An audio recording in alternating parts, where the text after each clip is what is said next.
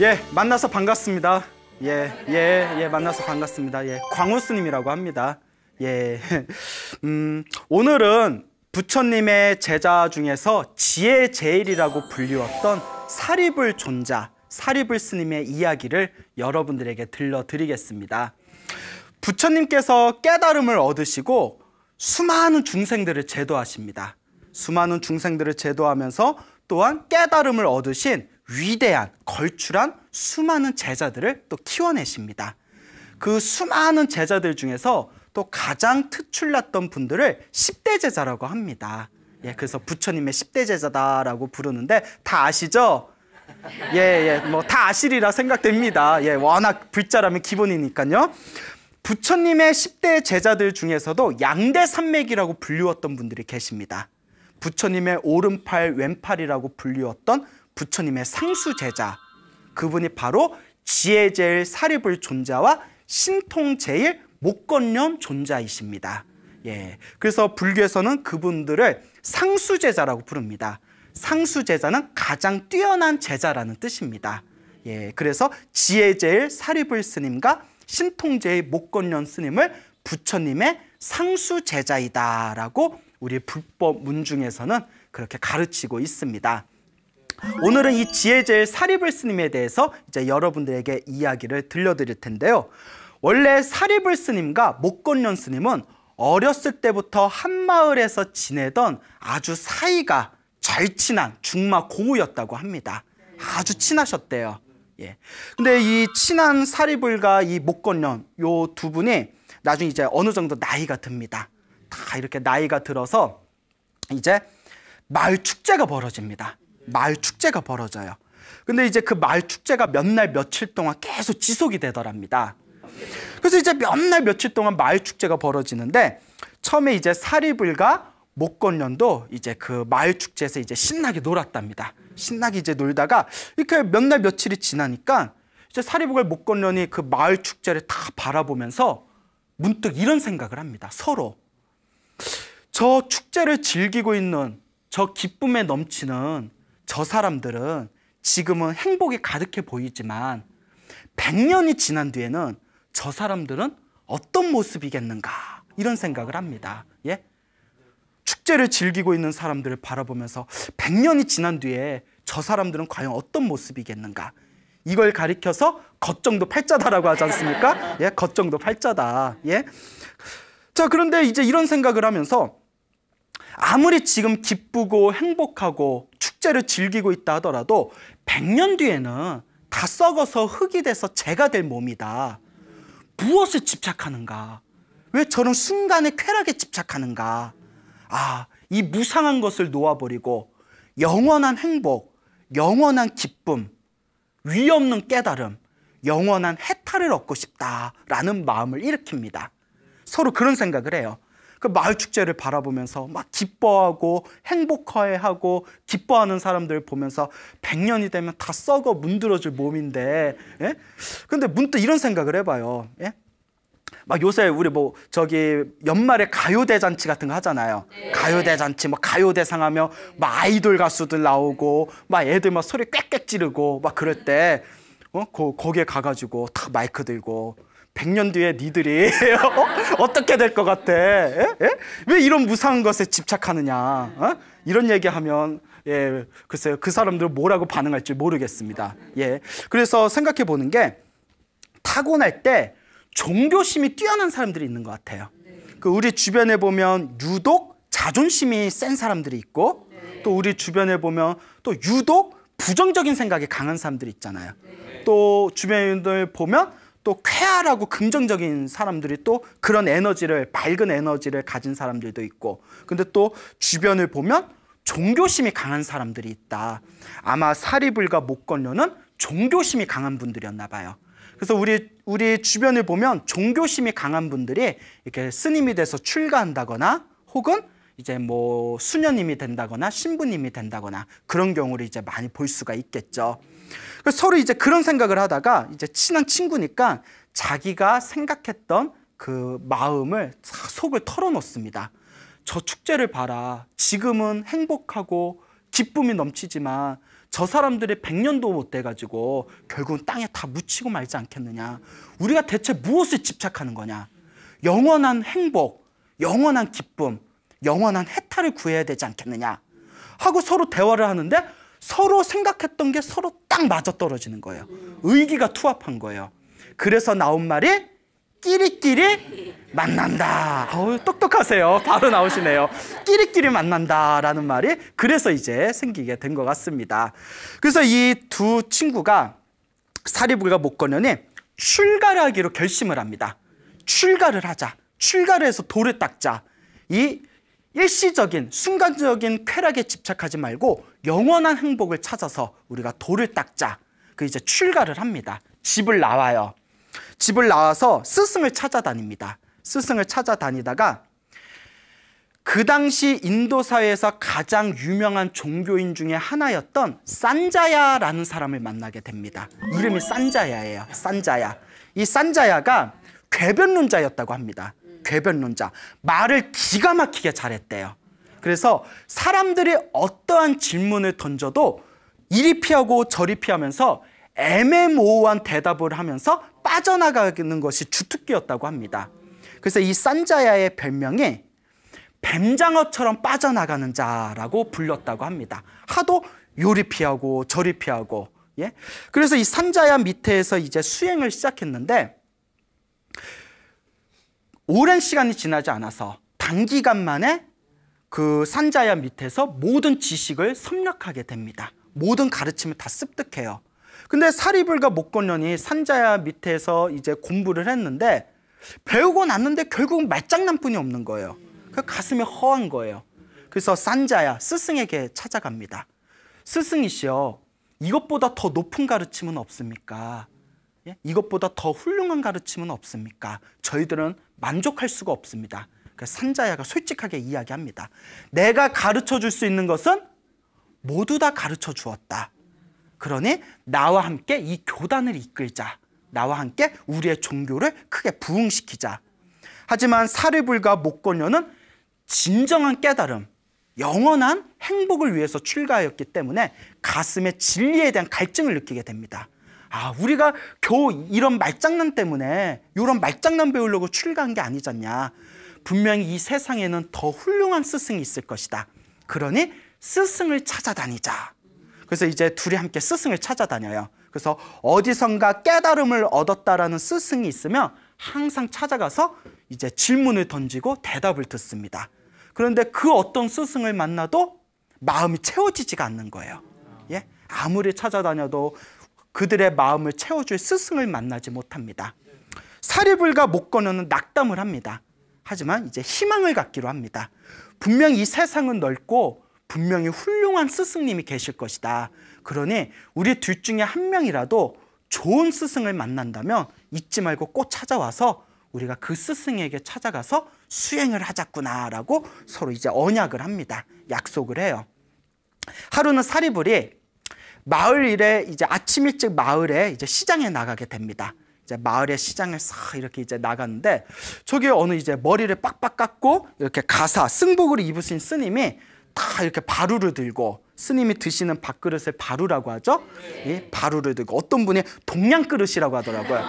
동냥그릇은 거지 분들한테 하는 얘기고 스님들은 바루라고 합니다. 알겠죠? 예, 이제 바루를 들고, 그 바루를 들고 이렇게 이제 탁발을 나가셨어요. 근데 그 모습이 너무나 거룩하고 아름다워 보이더래요. 예? 너무나 그 거룩한 기운, 그 아름다운 에너지에 이제 감동을 합니다. 그 사리불이 순간 이제 궁금한 생각이 듭니다. 저 거룩하신 스님의 스승은 누굴까? 어떤 가르침을 배우고 있을까? 아니 어떻게 저렇게 보는 것만으로도 그 거룩한 모습이 사람에게 감동을 줄까? 자, 이런 생각이 듭니다. 그러니까 저도 이걸 보면서 저는 제 입으로 얘기하기 죄송한데 평소에 귀엽다는 얘기를 많이 들어요. 예? 민망해. 예, 나 민망한데. 그래서 이제 귀엽다는 얘기를 많이 듣는데, 근데 이제 이제 요새 이제 방송을 보신 분들이 가끔 이제 사찰에서 만나면 이제 또 항상 듣는 얘기가 제 입으로 얘기 민망한데, 예? 실물이 더 나아요. 뭐 이러더라고요. 실물이 더 나아요. 예? 그래서 또 어떤 젊은 불자님은 깜짝 놀랐는데 어머 생각보다 머리가 작으시네요 이러시더라고요. 그래서 기뻤는데 머리가 크게 나왔나? 예? 그래서 PD님 쳐다보니까 되게 민망해 하시더라고요. 예, 예. 근데 카메라가 이렇게 약간 좀 뿌옇게 나오나 봐요. 이렇게 붓게.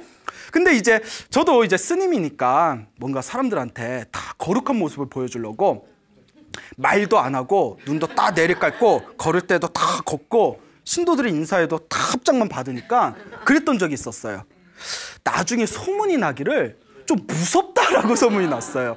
스님이 웃지도 않고 바라봐 주지도 않고 그래가지고 그러니까 참 그 사리불이 그 탁발을 하는 스님을 봤을 때 그 거룩한 감동을 느꼈다는 것을 보면 저도 조금 수행이 부족한 게 아닌가 그런 이제 또 겸손한 그런 발언을 해봅니다. 어때 괜찮았어요? 예. 자 이제 웃자고 한 말이고요. 그러니까 아마 수행력이 몸에서 뿜어져 나오는 스님이셨겠죠? 저 스님은 어쩜 이렇게 보는 것만도 저게 사람에게 감동을 줄까? 그래서 이제 다 따라갑니다. 그리고 이제 그분을 이렇게 다 찾아가서 인사를 올립니다. 스님의 거룩한 모습을 보고 제가 너무나 감동을 받았습니다. 너무나 감동을 받았습니다.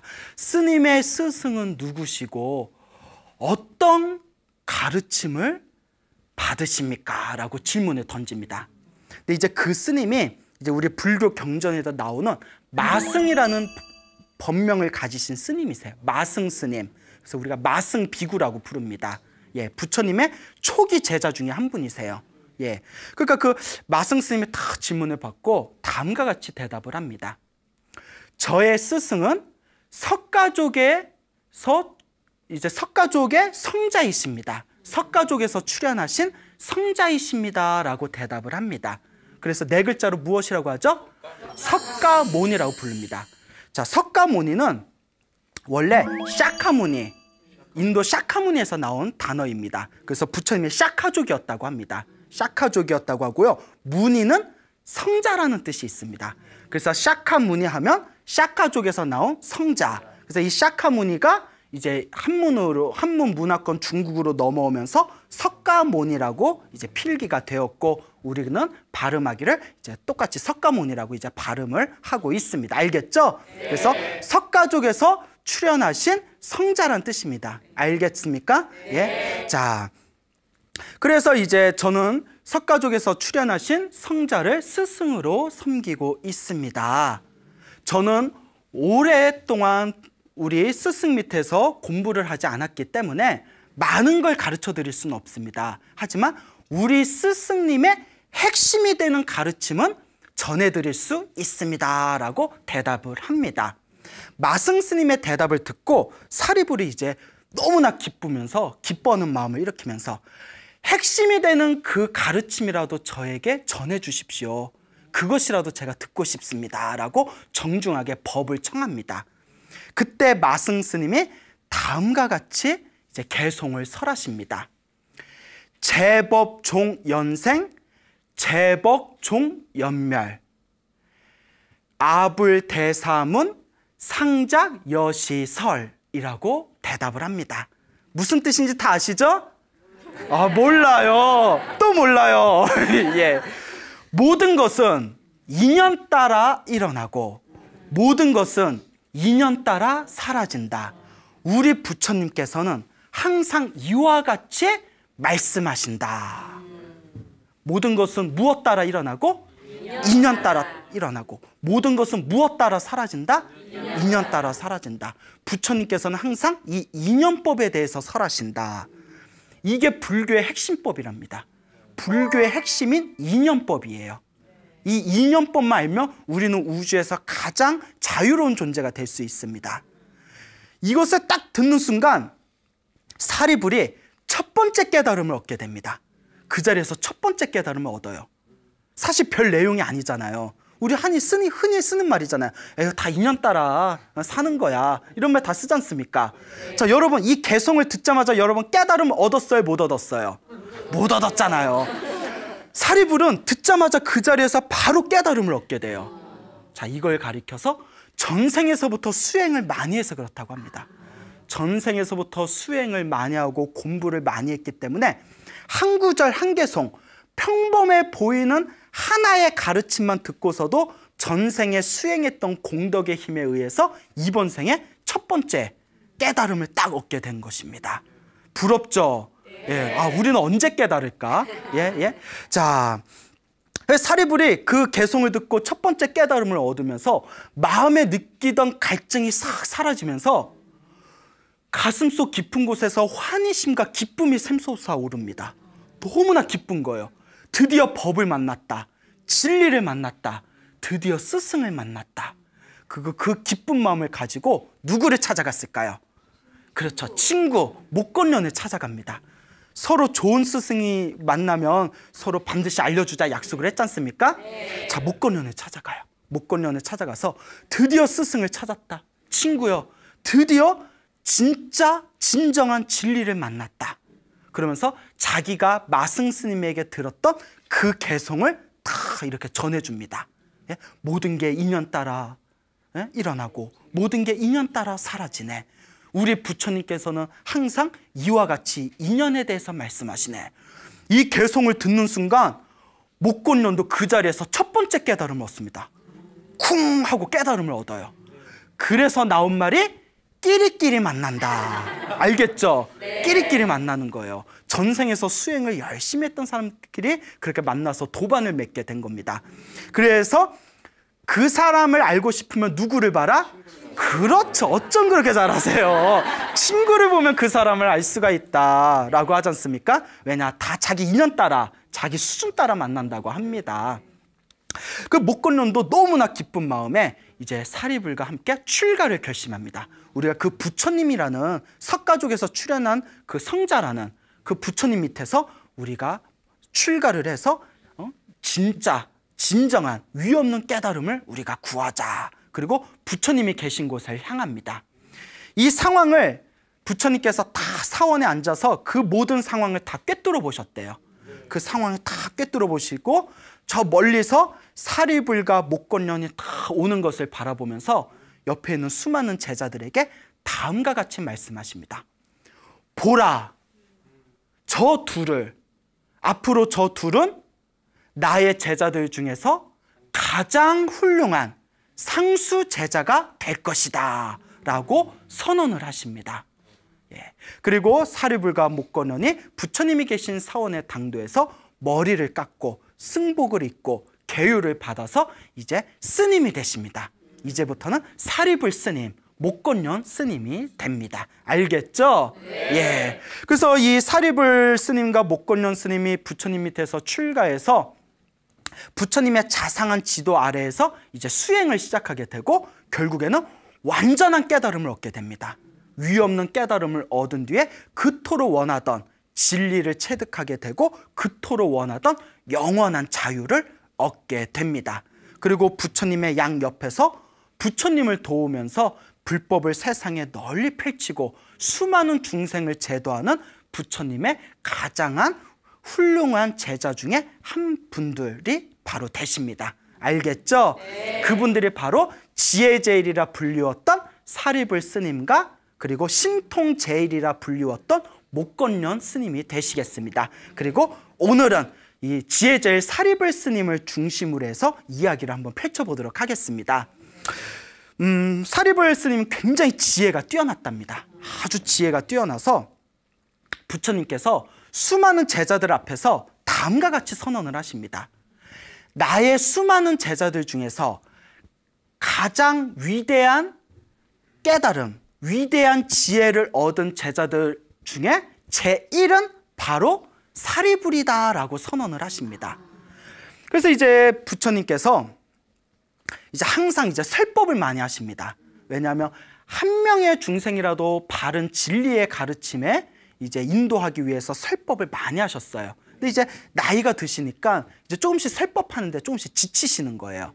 여러분 말 많이 하면 힘든 거 아시죠? 예. 저도 힘들어요. 여러분, 말 많이 하는 거 힘듭니다. 예? 그래서 예전에 이제 학교 우리 선생님들이 막 이제 학교 수업 하시고 가끔 이제 수업 중간에 농담하시기를 야, 선생님이 얼마나 힘든 줄 알아? 방학 되면 꼭 보약을 먹어야만 2학기 또 겨우 수업할 수 있다. 뭐 이런 농담을 들었는데 그때는 에이 막 이랬는데 그 말씀이 이제 저도 말을 많이 하고 강의를 많이 하고 법문을 많이 하다 보니까 좀 느껴지더라고요. 체력이 옛날 같잖아요. 예. 체력이 옛날 같잖아요. 자, 그래서 이제 부처님께서 설법을 하는데 너무 이제 좀 피곤하시니까 사리불에게 수많은 제자들과 불자들 앞에서 사리불이여, 나는 잠시 쉴 테니 나 대신 설법을 하라라고 이제 사리불에게 부탁을 합니다. 그러니까 이제 사리불이 이제 수많은 불제자들 앞에서 이제 법문을 합니다. 다 설법을 해요. 근데 우리 부처님이 이제 눈치 없이 옆에서 이렇게 누워가지고 그걸 다 듣습니다. 예? 얼마나 사리불이 부담스럽겠어요. 예? 설법하는데 부처님이 뒤에서 다 듣고 있으면 이제 웃자고 한 말이에요. 뭐 두 분 사이에 그런 건 없겠죠. 부처님이 다 듣고 나서 사리불의 이제 설법이 끝납니다. 그때 이제 부처님이 다 일어나셔서 마지막 이제 멘트를 날리시죠. 나의 제자들아, 내가 설법을 했어도 사리불과 다르지 않았을 것이다. 대단하죠? 네. 예, 부처님 최고의 극찬이죠. 네. 최고의 깨달음을 얻으신 부처님께서 내가 설법을 한들 사리불과 다르지 않았을 것이다 라는 말씀을 하셨다고 합니다. 사리불은 지혜가 엄청 뛰어나셨대요. 깨달음을 얻으셨기 때문에 마음이 완전히 쉬어서 화를 내질 않으셨대요. 그래서 우리 그걸 인욕이라고 부르거든요.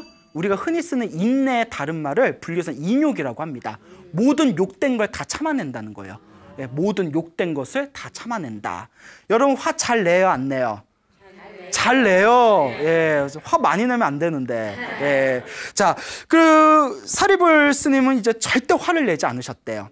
그래서 하루는 이제 사리불 스님이 이렇게 마을로 탁발을 내려가셨을 때 이제 마을 사람들이 야, 사리불 스님이 오실 때가 됐다. 우리 위대하신 스승님이 오실 때가 됐다 하고 사리불 스님이 오시면 공양을 올리려고 막 북적북적거리면서 기다리고 있더래요. 근데 거기에 꼭 심술궂은 사람이 한두 명씩 있잖아요. 네. 예? 꼭 심술궂은 사람 어디 가면 꼭 한 명씩 있어. 그러니까 심술궂은 사람이 아니 사리불 스님 뭐가 그렇게 대단하다고 그렇게 사리불 스님 못 챙겨줘서 난리냐고. 그러니까 마을 사람들이 그런 말씀 하지 마시라고. 우리 사리불 스님은 대단한 게 많지만 그 중에 하나가 절대 화를 내지 않는다고. 그러니까 그 심술궂은 사람이 에이, 사람이 어떻게 화를 안 내냐고. 화 안 내는 사람이 어딨냐고. 여러분 화 많이 나죠 평소에. 예, 중생이라서 그래요. 중생이라서 그래. 그래서 우리 이렇게 마음이 쪼잔한 사람 보면 뭐라 불러요? 아유 중생아라고 부르잖아요. 예, 중생이라서 우리가 화가 많은 거예요. 사람이 어떻게 화를 안 낼 수가 있냐? 예, 우리 있으면 절대 화를 안 낸다. 그래? 그 심술궂은 사람이 내가 사리불 스님의 가식을 내가 벗겨서 사람들 앞에서 내가 보여주리라. 내가 저 사리불 스님의 가면을 벗기리라. 이런 생각을 합니다. 꼭 그런 사람들이 있어. 예, 그렇죠. 저기서 사리불 스님이 탁발하기 위해서 마을로 내려오는 것을 발견하게 됩니다. 그래, 내가 한번 시험해봐야지. 그래서 딱 등 뒤에 가서 사리불 스님을 냅다 발기질해서 등짝을 후려쳤대요. 뻑 소리가 나게. 얼마나 세게 쳤냐면 경전에 의하면 사리불 스님의 몸이 순간 휘청거렸대요. 스님들, 인도의 스님들이 하루에 한 끼만 드셨어요. 하루에 한 끼만 드시는데 이렇게 얘기가 난 좀 부끄럽다. 제가 좀 밥을 많이 먹어요. 아까도 얘기했지만 말을 많이 하다 보니까 배심이 있어야 돼요. 이해해 줄 수 있죠? 예, 그래요. 또 이해 못하면 어쩔 거예요?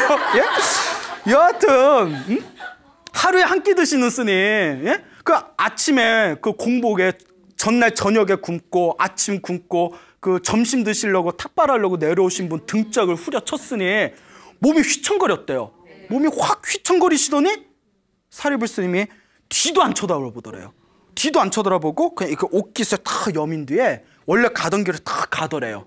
그러니까 우리 같으면 그래 화는 안 낸다 하더라도 쳐다는 볼 거 아니에요. 이게 뭔가? 뭐지 하고 쳐다는 봤을 텐데 쳐다도 안 보더래요. 거기에 그 사람이 저건 진짜다. 진짜다. 예? 야, 그 사람의 앞에 딱 가가지고 절을 올립니다. 스님 죄송합니다. 그 사리불 스님이 아니, 무엇 때문에 내 앞에서 절을 하고 용서를 구하십니까? 실은 스님이 하도 화를 안 낸다길래 내가 시험해 보려고 지금 스님 등짝을 후려 갈겼습니다. 스님, 정말 스님은 진짜셨습니다. 죄송합니다 하고 다 용서를 구하는 거예요. 우리 같으면 그래요? 그럼 너도 돼. 너도 돼. 너도 한 대만 맞자. 이랬을 수도 있는데 사리불 스님은 그러시면 돼야 안 돼요. 그분이 그러셨으면 지금까지 불교가 못 내려왔을 수도 있어요. 사리불 스님이 다음과 같이 말씀하십니다.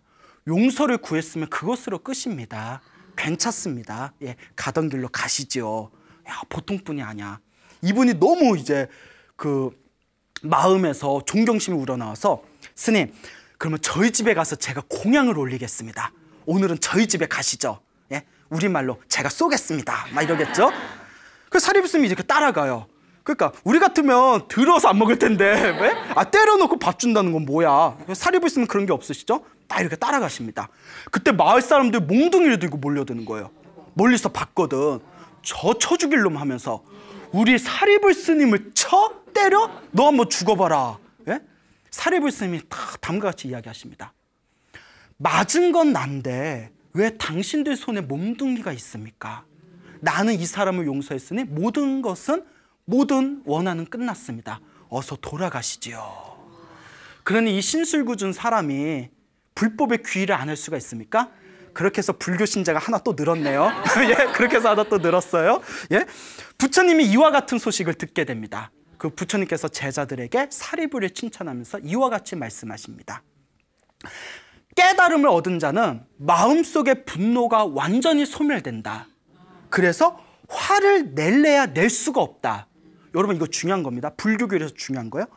화가 나는데 참는 게 아니라 화를 내고 싶은데 낼 수가 없대요. 분노의 뿌리마저 다 말라서 사라져버린대요. 깨달음을 얻으면. 그거 얼마나 마음이 자유롭겠어요. 내가 누군가 때문에 화가 날 때 그 사람 때문에 괴로운 게 아니라 자꾸 그 사람 생각할 때 화가 나서 괴로운 거거든요. 동감하시죠? 그러니까 마음에 더 이상 원한과 화가 없다고 생각해 보세요. 그와 같은 사람이 있다면 그것은 바로 누구다? 사리불이다라고 선언을 하십니다. 그래서 사리불 스님은 이와 같이 분노를 일으키지 않고 화를 내지 않고 아주 그 중생들을 향한 자비심도 뛰어났지만 굉장히 깐깐했어요. 자기 자신한테. 부처님의 가르침을 철저히 지키고 자기 자신한테는 매몰 찰 정도로 아주 깐깐하셨답니다. 일종의 완벽주의자.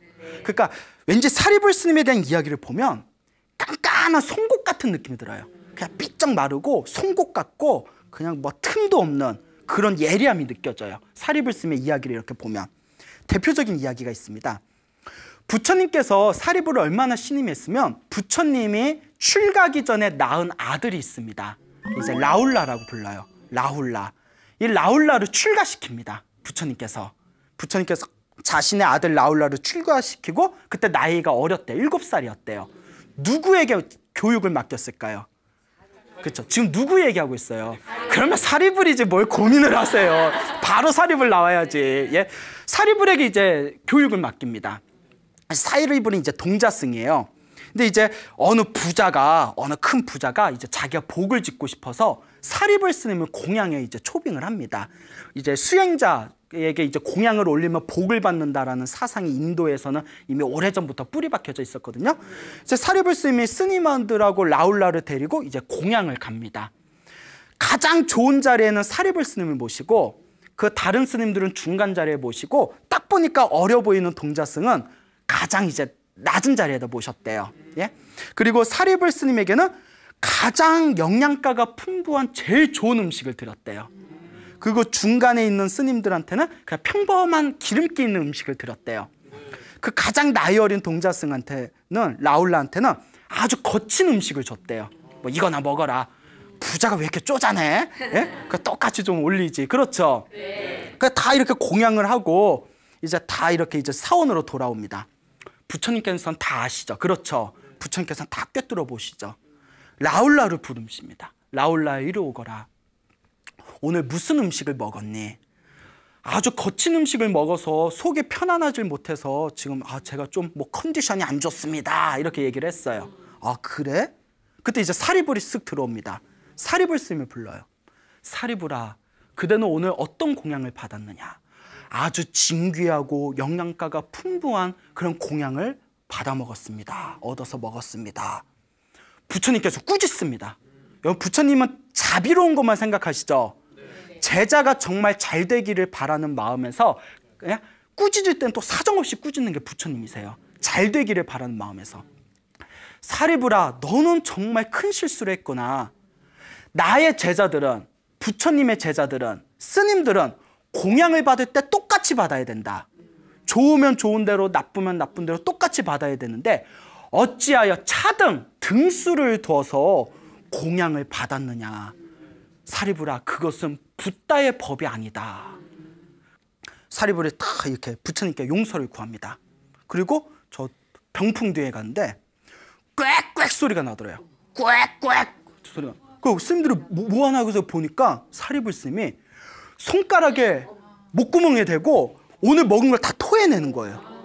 부처님께 내가, 부처님께 혼난 이 공양을 내가 어찌 뱃속에 두겠느냐. 우리 같으면 아이고 오늘 실수 좀 했네, 다음부터 잘하지. 뭔 얘기인지 아시죠? 우리 같은 성격에 살이 잘 쪄요. 예? 그 아깝게 뭘 또 쏟아내. 그만큼 철저한 거예요. 그러니까 지혜제일이 될 수 있었겠죠. 예. 또 얼마나 자기 자신한테 철저하셨냐면 사리불 스님이 몸이 좀 안 좋으셨나 봐요. 몸에 병이 생기셨는데 의사에게 진찰을 받습니다.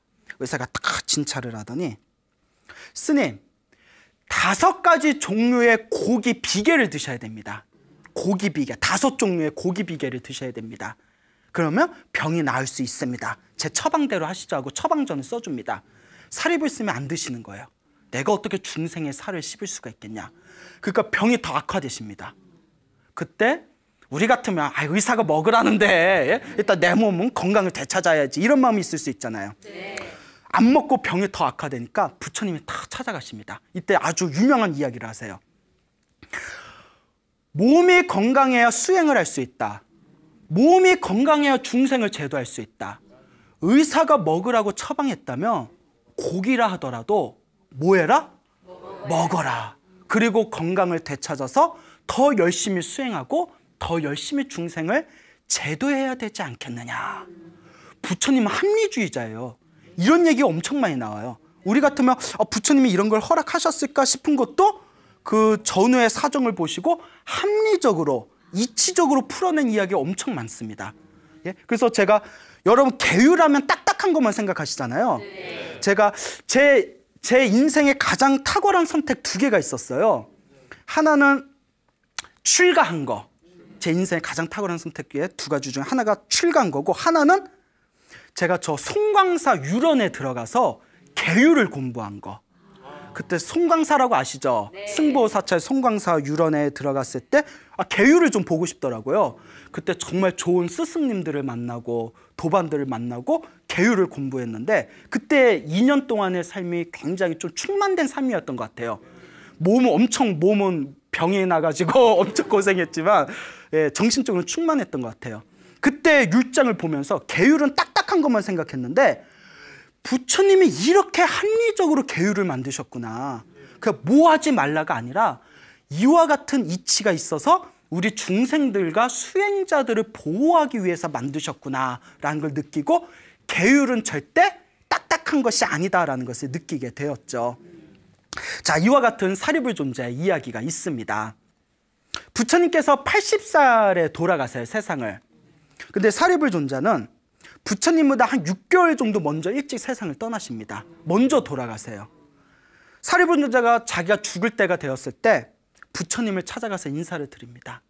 부처님, 제가 이제 떠날 때가 된 것 같습니다. 마지막 작별 인사를 올립니다. 하고 인사를 올려요. 그리고 어머님이 계신 집으로 돌아갑니다. 왜 돌아갔을까요? 부처님의 제자로서 수많은 중생들을 제도한 내가 마지막 가는 길에 어머니를 제도하지 못한다며 이거는 부처님 제자로서의 수치다. 이제 어머니하고 이제 단판을 지으려고 어머니하고 이제 어머님의 집에 갑니다. 제자들을 이끌고. 그 어머니가 다 오니까 병색이 완연해요. 그래서 아무리 왼수 같아도 그 어머니가 장수하신 것 같아요. 이제 할머니가 다 되셔서 그래도 아들이라고 죽기 전에 나보러 왔나 보다. 그 이제 방 하나를 마련해 줍니다. 그 여기 쉬어라. 예? 그러니까 어머니 마음도 얼마나 찡하겠어요. 그때 저녁이 되었을 때 사리불 존자의 방에 한번 환해집니다. 그 집안이 가득 찰 정도로 환해지더래요. 그리고 빛이 사라지고 두 번째 광명이 환해졌다가 빛이 사라지고 세 번째 광명이 환해졌다가 빛이 사라졌답니다. 그러니까 모두 몇 번 광명이 일어났다? 3번. 집안이 환해질 정도로 사리불 스님이 있는 방 안이 환해지니까 깜짝 놀라서 제자에게 질문을 던집니다. 저 빛이 뭐냐?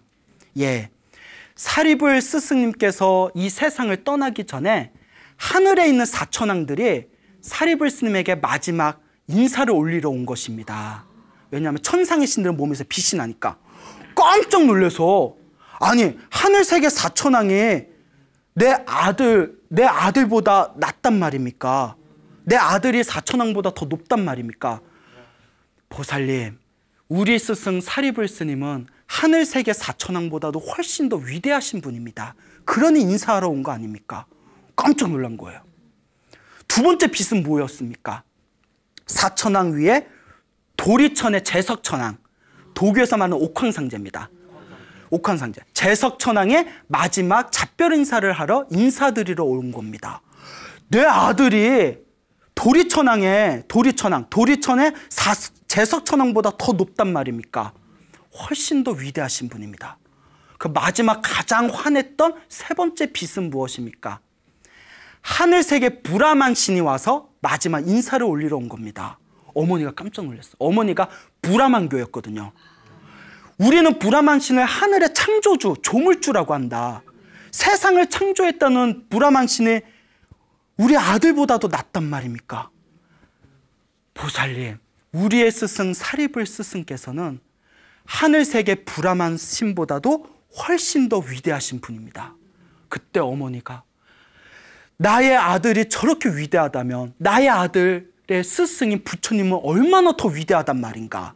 그거 다 방에 들어가서 사리불 스님의 이제 발을 이렇게 주물러 줍니다. 그리고 사리불 스님에게 용서를 구하면서 제가 어리석었습니다. 마지막 가는 길에 나에게 법을 설해 주십시오.